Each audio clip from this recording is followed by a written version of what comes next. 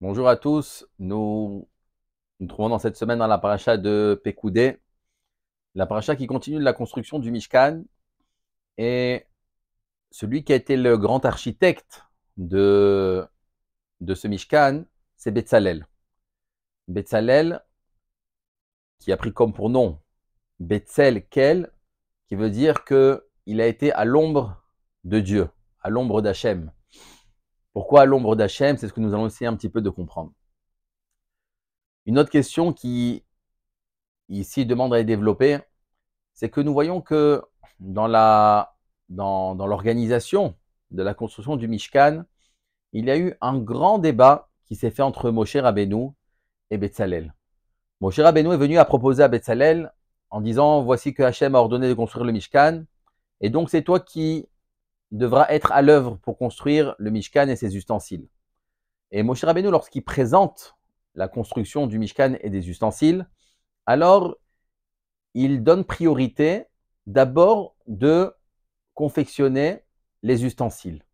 Et dans un second temps, de construire le Mishkan, de construire le cadre. Et voici que Betzalel n'accepte pas. Betzalel lui dit, a priori, il n'est plus logique de commencer par d'abord de construire le Mishkan, qui est le cadre, qui va être les poutres, les socles, les tentures. On construit d'abord justement en quelque sorte la structure, et après, on va dans un second temps construire, confectionner les ustensiles. Et voici que Betzalel argumente son idée en disant tout simplement: sors dehors et va voir de quelle manière les gens construisent leur maison. D'abord, ils construisent la maison, et après, ils prennent leurs ustensiles et ils rentrent à l'intérieur. On ne va pas d'abord acheter nos ustensiles, acheter l'intérieur de maison, et après construire la maison. Donc il dit a priori, le Mishkan doit être construit de la même manière. Et là, voici que Moshe Rabbeinu accepte et lui dit: sache que ce que tu as demandé, en fait, c'est l'ordre d'Hachem que j'ai reçu au début. Moshe Rabbeinu avait pensé qu'il fallait changer. Et donc il lui a dit finalement: Betzalel, tu as réussi à voir quelle était la volonté d'Hachem. Et donc c'est pour ça qu'on va t'appeler Betzalel, que tu vas être à l'ombre d'Hachem. C'est-à-dire que partout où tu vas, Hachem est avec toi comme cette ombre-là qui ne quitte jamais la personne. Donc finalement, toi aussi, tu as réussi à être à l'ombre d'Hachem, ça veut dire ce que Hachem demande, alors toi, tu as su aussi être fidèle à cette demande-là. Quelle a été cette grande discussion? Pourquoi il y a si d'importance, une grande importance à savoir de quelle manière, dans quel ordre on va construire le Mishkan? Lorsqu'on parle de construction, alors il y a deux sortes de construction. Il y a la construction d'un établissement pour, disons, un artisan qui veut commencer à s'installer pour réaliser son travail. Alors, pour l'artisan, ce qui est le plus important pour lui, ça va être ses ustensiles, ça va être les outils avec lesquels il va travailler, parce que c'est avec eux qu'il va réussir à créer son œuvre, créer son produit. Donc les ustensiles sont primordiales pour l'artisan. Dans un second temps, c'est vrai qu'il devra aussi trouver un abri pour se poser, pour pouvoir faire ses créations à cet endroit-là, pour que ses ustensiles ne s'abîment pas. Donc, après, il va chercher un abri, un petit endroit où il pourra se poser. Donc, finalement, chez l'artisan, on voit que l'ustensile est prioritaire. Et après, la structure dans laquelle il va justement s'installer, c'est secondaire. Une petite cabane suffit. Juste, le principal, c'est que tout soit protégé, qu'on soit à l'abri justement de tout ce qu'il y a, de tout le climat, de toutes les pluies qu'il pourrait avoir. Donc, c'est une protection. Lorsqu'une personne veut s'installer dans une maison avec une famille, des enfants, alors là, ça va être l'inverse. Cette personne va d'abord donner priorité à la construction de sa maison. Parce qu'avant tout, créer une maison, justement, c'est créer un endroit qui va être retiré du monde. C'est un endroit qui va être intime. Donc, le plus important dans une maison, c'est la maison en elle-même, parce que c'est elle qui va créer l'intimité. Ce qu'on va mettre à l'intérieur est secondaire. c'est juste pour pouvoir vivre à l'intérieur comme il faut, pour avoir une certaine commodité. Mais le plus important, c'est la maison. C'est elle qui va nous permettre justement de nous réunir. La discussion qu'il y a eu entre Betsalel et Moshe était de savoir justement à quoi nous allons faire ressembler ce Mishkan-là. Est-ce que le Mishkan, l'endroit que Hachem nous demande de construire pour qu'il puisse résider à l'intérieur, est-ce qu'on va dire c'est comme un endroit de l'artisan, que les ustensiles sont prioritaires, ou non, c'est une maison, comme une maison qu'on va résider à l'intérieur, et donc dans ce cas-là, c'est le cadre qui est la structure qui est prioritaire. Et lorsqu'on voit un petit peu, la Gemara dans Hérouvin nous dit que l'appellation du Mishkan, elle a une autre aussi appellation, comme on a l'habitude d'entendre, qui est le Mikdash. Comme on entend le Bet Hamikdash. La Gemara dans Hérouvin nous dit que Mishkan, Mikre Mikdash, et Mikdash, Mikre Mishkan.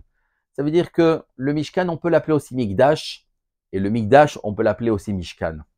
Mishkan qui veut dire résider. Mikdash qui veut dire sanctifier. Donc c'est quoi là, ici, c'est deux appellations. Pourquoi deux appellations? Parce que, en effet, le Mishkan a deux objectifs. L'objectif du Mikdash de sanctifier, donc c'est un travail qui vient d'en bas. C'est-à-dire qu'il y a une certaine élévation qui doit se faire de la part du Ham Israël. Lorsqu'on va venir justement faire le service à l'intérieur de ce temple-là, on devra allumer la menorah, apporter les sacrifices, faire brûler des encens. Donc, il y a tout un cérémonial qui se fait dans un but justement de faire pardonner les fautes du Ham Israël et de pouvoir élever le Ham Israël. On dit que une personne qui venait voir le Beth Amikdash, alors son visage rayonnait. Il était imprégné par la sainteté du Beth Amikdash et donc la personne, elle prenait un autre niveau. Elle prenait une certaine pureté qui s'imprégnait sur son visage. Donc ici, on voit que le Mikdash, on l'appelle Mikdash parce qu'il y a un devoir, il y a un travail de venir et de s'élever. D'un autre côté, le Mishkan, ça vient, on va dire, d'en haut vers le bas. Ça veut dire que c'est la sainteté, c'est Hachem qui vient pour descendre vers ce monde-là et pour résider à l'intérieur. Donc, on voit que le Mikdash, le Mishkan, il y a ces deux fonctions qui sont là. À la fois l'élévation du Ham Israël et à la fois Hachem veut venir s'installer pour venir rencontrer, pour venir habiter au sein du Ham Israël. Moshe Rabbeinu voyait le Beth Amikdash comme le travail que nous devons faire. Nous devons amener des corbanotes, nous devons nous élever, nous sanctifier, c'est le travail de l'homme. Donc Moshe Rabbeinu a compris que ici, le Beth Amikdash, avant tout, ce sont les ustensiles qui sont importants, parce que c'est avec eux nous allons travailler. C'est avec eux que nous allons faire le service. Nous avons besoin du Misbéach, nous avons besoin de notre menorah, nous avons besoin du Shulchan, nous avons besoin du Kior, nous avons besoin de tous ces ustensiles qui vont nous permettre justement de nous élever, de nous relier avec Hachem.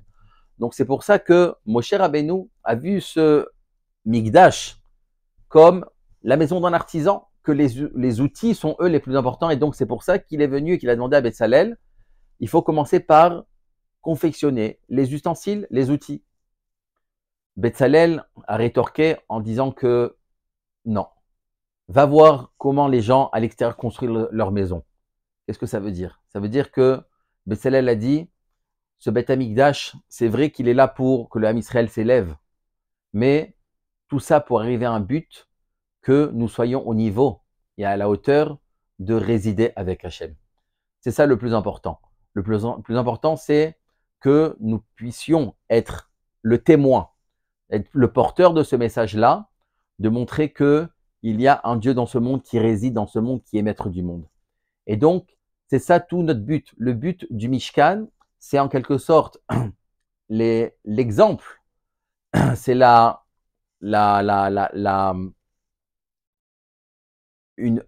monde qui doit être exemplaire à Yerushalayim, de montrer que de la même manière que le Beth Amikdash fonctionne en donnant une place à Hachem dans ce monde-là, alors nous, partout, nous devons aussi donner une place à Hachem pour qu'il puisse résider.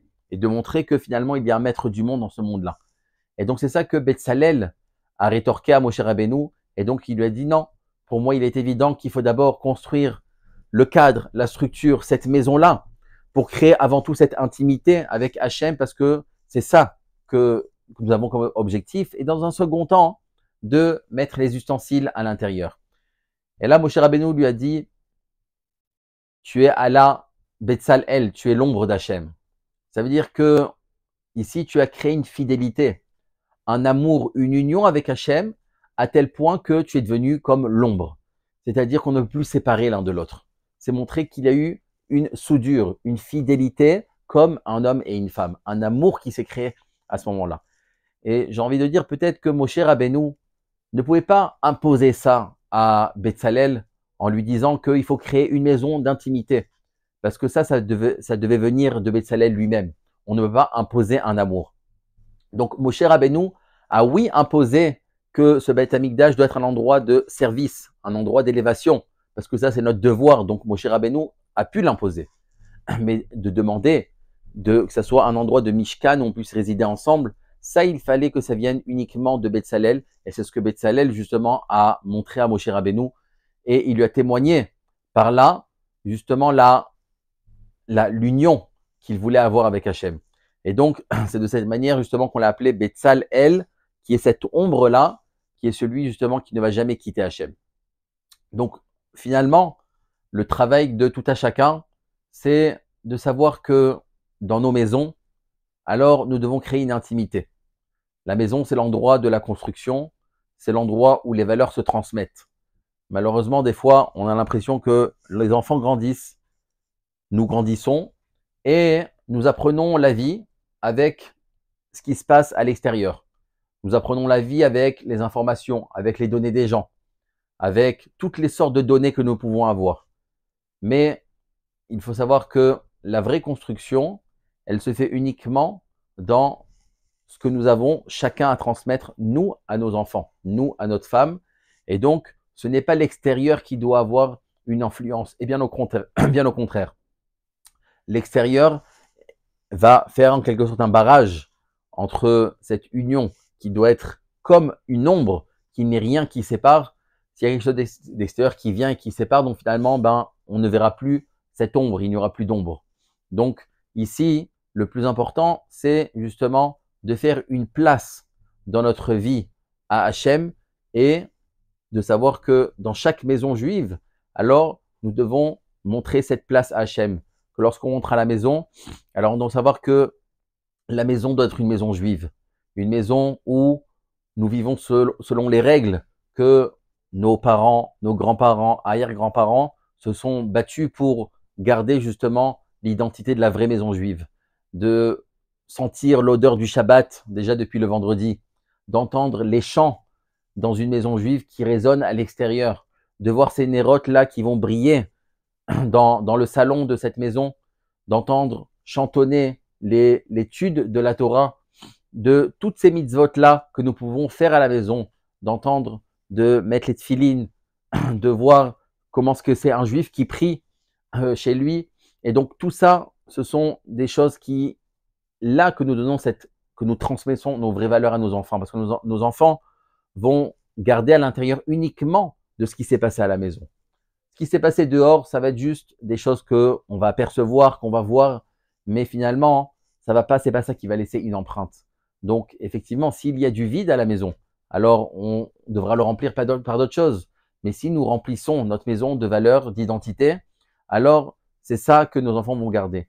Et quoi de mieux que cette fête de Pessah, qui est toute l'identité du peuple juif. C'est là que le peuple juif va naître, va donner naissance. C'est là que le peuple en tant que tel va commencer à naître à l'époque de Pessah. Donc, c'est là que toute la transmission va être en